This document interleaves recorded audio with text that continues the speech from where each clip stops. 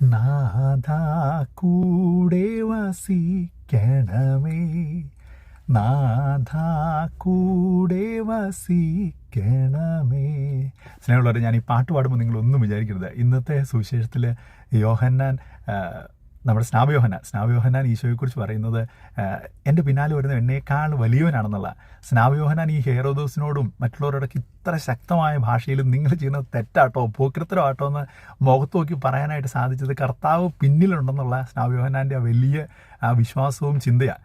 നമ്മൾ ആലോചിക്കും, നമ്മൾ ഒരു രാജാവ് യുദ്ധത്തിന് മുമ്പും രാജാവിൻ്റെ പിന്നിൽ വലിയൊരു സൈന്യം ഉണ്ടെങ്കിൽ ആ രാജാവിന് എത്ര കോൺഫിഡൻസോടും എത്ര ആത്മവിശ്വാസത്തോടെ യുദ്ധം ചെയ്യാനും യുദ്ധം വിജയിക്കാനായിട്ടും പറ്റും അല്ലേ. അപ്പം നമ്മുടെ ജീവിതത്തിൽ നമ്മളൊരു പ്രശ്നം അഭിമുഖീകരിക്കുമ്പം, ഇല്ലെങ്കിൽ നമ്മളൊരു പ്രവൃത്തി ചെയ്യാനായിട്ട് നമ്മൾ പോകുമ്പം കർത്താവ് നമ്മുടെ പിന്നാലെയുണ്ട്, ഈശോ നമ്മുടെ പിന്നിലുണ്ടെന്നുള്ള ആ ഒരു വലിയൊരു തിരിച്ചറിവ് നമുക്കുണ്ടെങ്കിൽ നമുക്ക് എത്ര കോൺഫിഡൻസോടുകൂടി നമുക്ക് ആ പ്രവൃത്തി നമുക്ക് ചെയ്യാനായിട്ട് പറ്റും, അല്ലെങ്കിൽ ആ ചെയ്യുന്ന കാര്യത്തിൽ നമുക്ക് വിജയിക്കാനായിട്ട് നമുക്ക് പറ്റും അല്ലേ.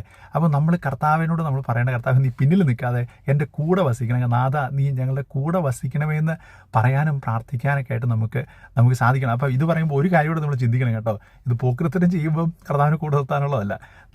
നമ്മുടെ ജീവിതത്തിൽ ദൈവത്തിൻ്റെ ഹിതമല്ലാതെ ആണ് നമ്മൾ ചെയ്യുന്നതെങ്കിൽ കർത്താവെ നീ എന്നെ ആ വഴിയിലേക്ക് നയിക്കരുത്, എന്നെ അതിൽ നിന്ന് മാറ്റണമേ എന്ന് കൂടി പ്രാർത്ഥിക്കാനായിട്ടൂടെ നമുക്ക് സാധിക്കട്ടെ.